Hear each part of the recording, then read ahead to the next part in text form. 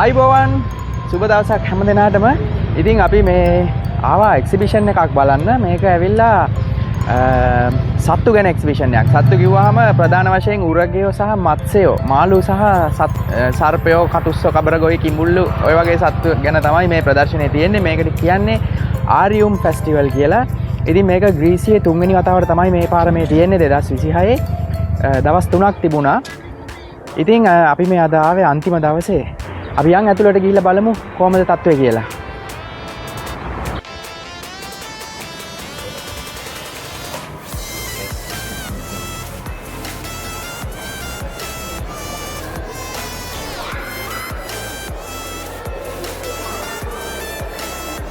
ආරියුම් exhibition මේකේ තියෙනවා අංග يعني කැටගරිස් 5ක් යටතේ තියෙනවා මේ එක්සිබිෂන් එක.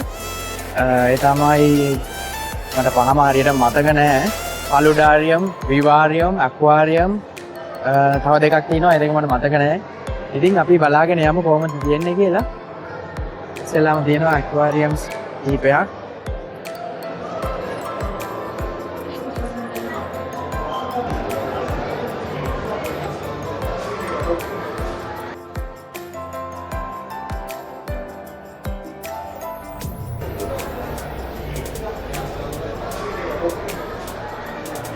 එතනක් තියෙනවා ලස්සන එකක්.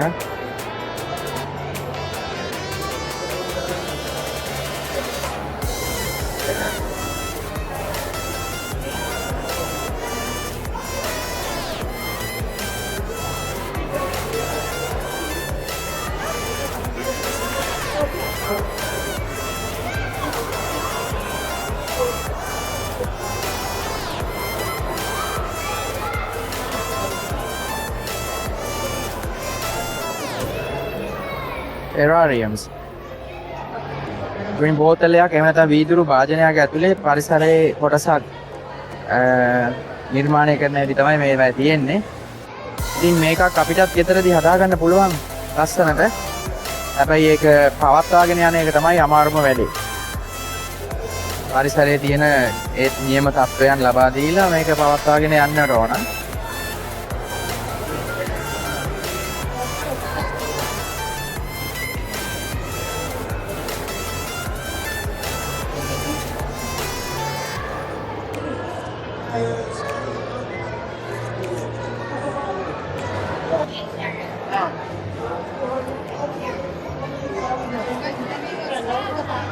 Soft shell.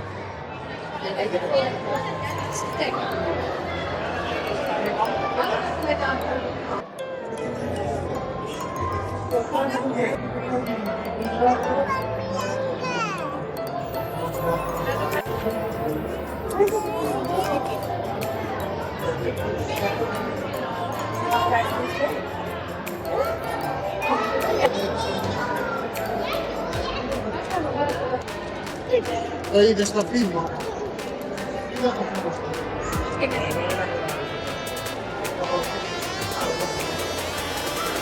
Look, cockroach. Look at the frogs. This cockroach, huh? Yeah, that's a centipede. Millipedes. Millipedes. Snails. African giant snail. Oh, it's a big frog. Ribbit, ribbit.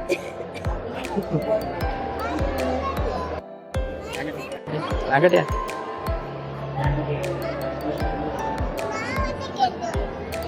I do.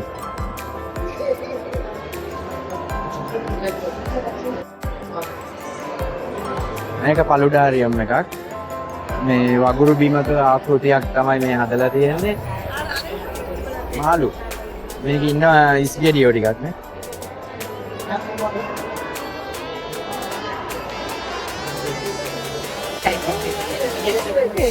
Yes.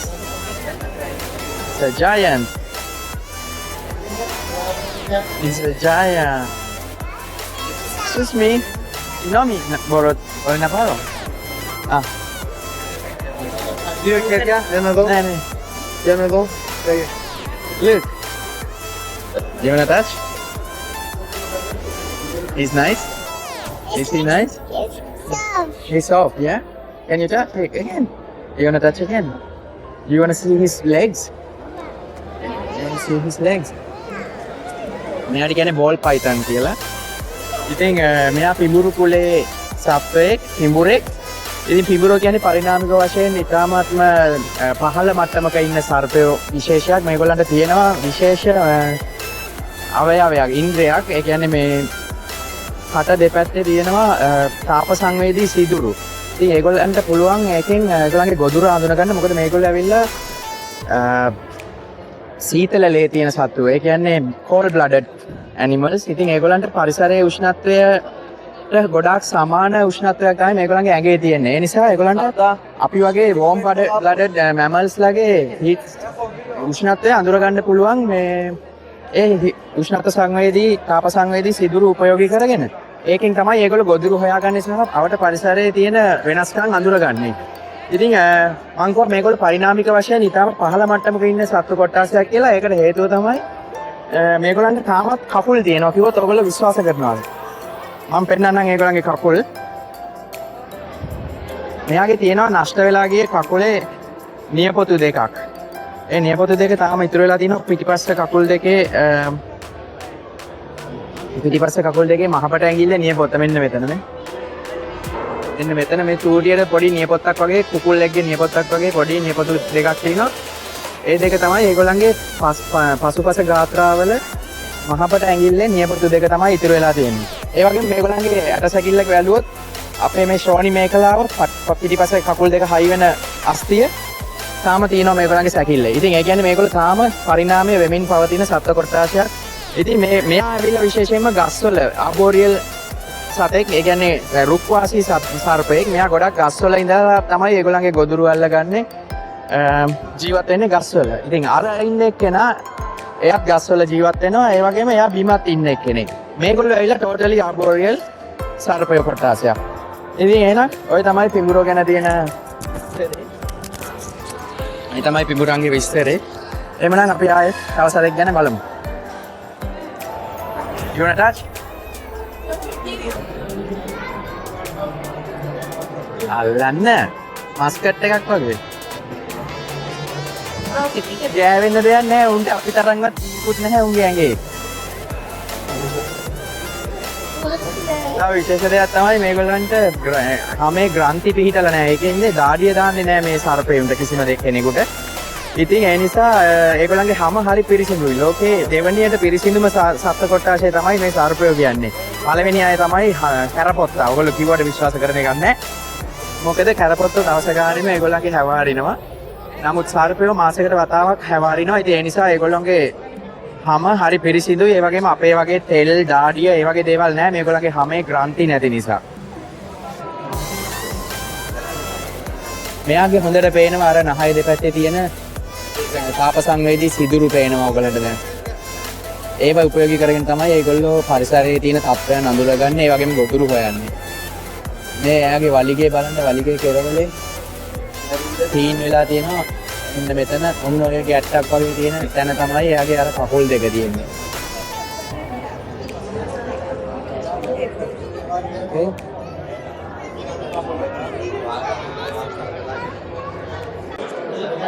මෙයා ඇවිල්ලා හොග්නෝස් කියන සර්පයා. එයා හරි ලස්සන උපක්‍රමයක් යොදනවා අනතුරකින් බේරෙන්න. ඒ කියන්නේ කවුරු හරි කෙනෙක් මෙයාට ඇටැක් කරන්න ආවොත්, මෙයාව ගොදුරු කරගන්න ආවොත්, මෙයා මැරුණා වගේ රඟපානවා. බොහොම දක්ෂ නළුවෙක් මෙයා. මැරුණා වගේ බිම පෙරලිලා බඩපැත්ත උඩට හරවගෙන ඉසොල්මනේ ඉන්නවා. එයාගේ ඒ අනතුර පහ වෙලා යනකම්. ඊට පස්සේ ආපහු තමන්ගේ පාඩුවේ ඇදිලා යනවා. ඉතින් හොග්නෝස් කියන සර්පයා තමයි මෙයා. අපේ ලංකාවේ නම් මේගොල්ලෝ දකින්න හම්බ වෙන්නේ නැහැ. විශේෂයෙන් ඇමරිකාව වගේ රටවල තමයි මේගොල්ලෝ ඉන්නේ. නිර්විෂ සර්පයෙක්.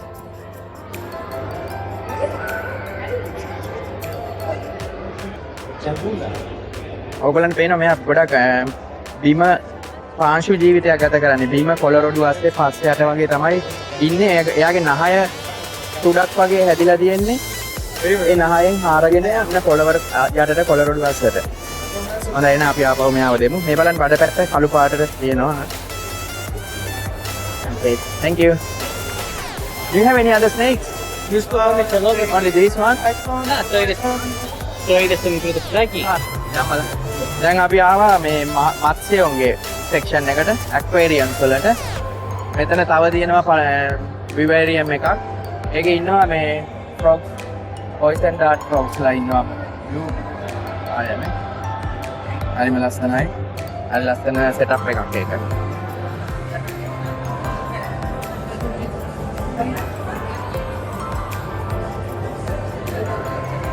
මෙතන තියෙනවා ලස්සන nature aquariums වගේ.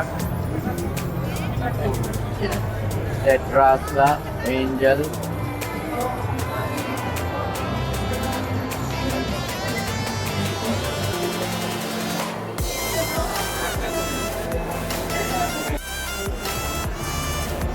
මෙතන තියෙනවා ලස්සනම setup ටිකක්. Tetras ඉන්න එකක්. මේකේ ඉන්නවා tiger baths ලා.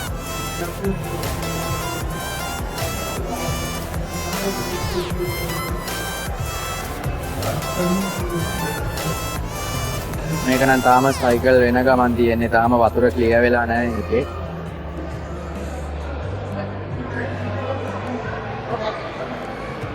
මෙතනත් ඉන්නවා රස්බෝරස් ලයි අනිගුරාන්. මේක විකුණනවලු යුරෝ 500කට මේ ඇක්වේරියම් එක. ඔක්කොමත් එක්ක. මේ එක්සිබිෂන් එකේ තව දෙයක් තමයි මෙතන තිබුණා ඩිස්කස් කම්පිටිෂන් එකක්. මේ තියෙන්නේ කම්පිටිෂන් එකට හිටපු තරඟකාරයෝ ටික. ඒගොල්ලන්ගේ ප්ලේසස් උත් එක්කම දාලා තියෙනවා මේ තියෙන්නේ. නෑ ප්ලේසස් නෙමෙයි රෑන්ක් නම්බර්ස්. ප්ලේසස් මං හිතන්නේ අද හවසට තමයි ෆයිනල් එක තියෙන්නේ. අද අන්තිම දවස නිසා අන්තිම දවසේ අන්තිම ඉවෙන්ට් එක තමයි මේගොල්ලන්ගේ කම්පිටිෂන් එක. ගදිස්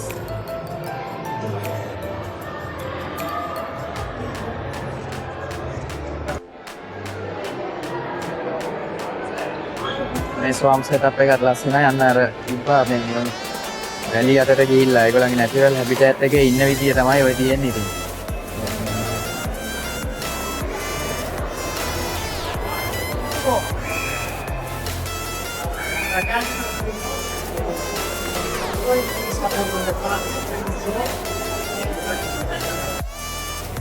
ඒගොල්ලෝ ඇවිල්ලා බොහොම තරුණු විලෝපිකයන්. ඒගොල්ලෝ ඔහම වතුර යටට ගිහිල්ලා කට අරගෙන ඉන්නවා. මේගොල්ලන්ගේ යට තල්ලේ දිව ළඟ තියෙනවා පුංචි අවයවයක් නිකන් පණුවෙක් වගේ කෙන්දක් වගේ එකක්. ඒක පේන්න කට අරගෙන ඉන්නවා. එතකොට පුංචි මාළු හිතන්නේ මොකෙක් හරි පණුවෙක් කියලා. ඒක කන්න එතනට ආපු ගමන් මෙයා ඒ මාළුවව ගොදුරු කරගන්නවා. එහෙම තමයි ඒගොල්ලෝ ගොදුරු අල්ලගන්න උපක්‍රමයක් විදියට ඒක දාගෙන ඉන්නේ. ඒ වගේම ඒගොල්ලන්ගේ මේ බයිට් ෆෝස් එක හරි දරුණු එකක්. බොහොම ප්‍රබල බයිට් ෆෝස් එකක් තියෙන සත්තු වර්ගයක් තමයි මේගොල්ලෝ. ඉතින් අපේ වුණත් ඇඟිල්ලක් වුණත් කඩලා යන්න අල්ලන්න පුළුවන්.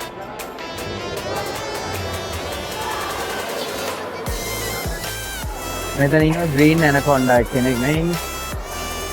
මේගොල්ලෝ තමයි ලෝකේ බරෙන් වැඩිම සර්පයෝ, විශාලම සර්පයෝ කියලා තමයි කියන්නේ. මොකද සර්පයන්ගේ විශාලත්වය බලන්නේ බරෙන්.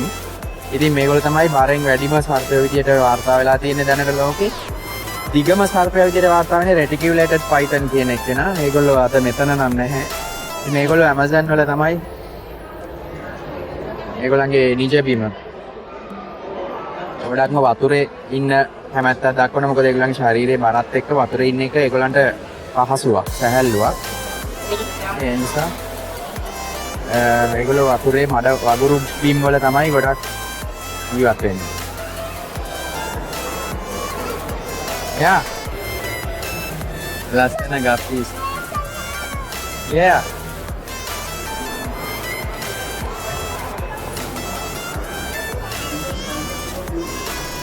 Wow.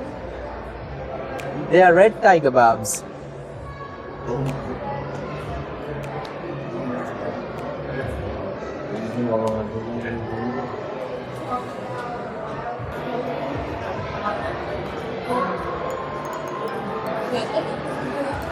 හරි පස්සේ ගමු. මම තියාගන්නකොට.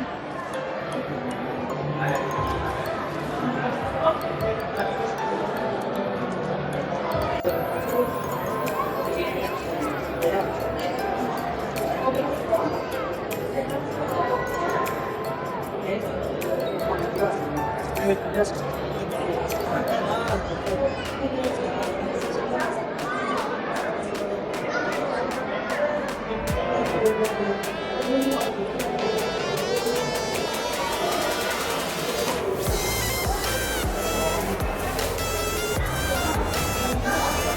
ඉතින් ඔන්න දැන් එක්සිබිෂන් එක බලලා ඉවරයි.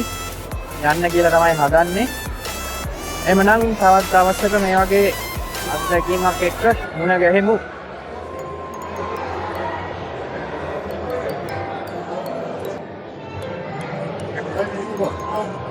මේගොල්ලෝ වියලි කලාපයේ ඉන්න කාන්තාර හොස්පිටලේ ඉන්න කටුස්ස විශේෂයක් බිම ඉන්න අය. මේගොල්ලෝ ගස්වල නෙමෙයි ගොඩක් ඉන්නේ බිම.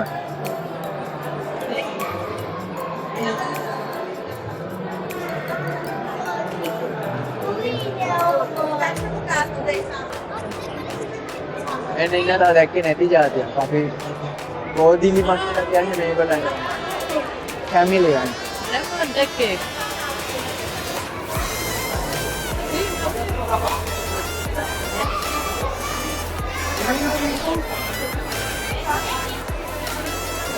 Orada bana bakalım.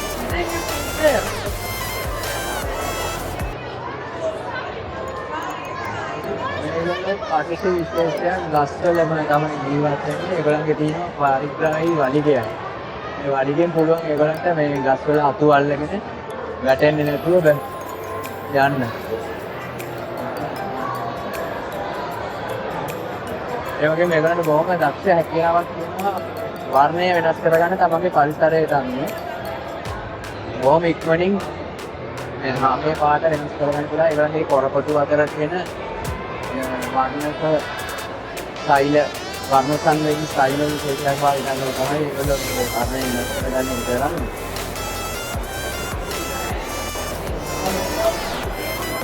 මේ වර්ණය යාව බදුලා අල්ලගන්න ඇති.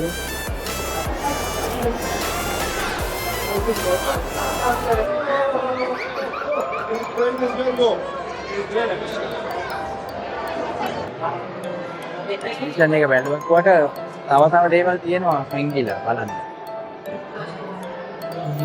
බලලා ඉවරයි කියලා හිතුවට ඉවරම නැහැ.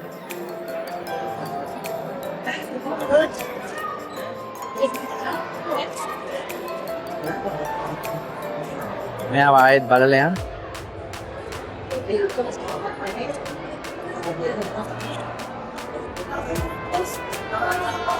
මෙයා මාතර ගඟේ හිටපු එක්කෙනා දන්නේ නැහැ. මොකද මේ පේනවනේ. සල්ල සුදුයි.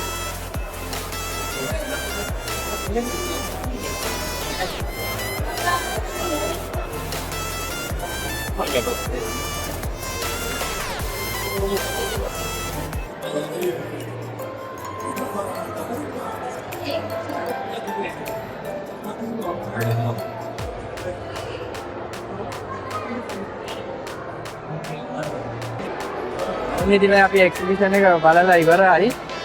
ඉතින් එළියට යන්න කියලා තමයි හදන්නේ. එහෙමනම් තවත් දවසක මේ වගේ විශේෂ දෙයකින් අපි මුණ ගැහෙමු. හැමෝටම ජය වේවා. සුබ දවසක්.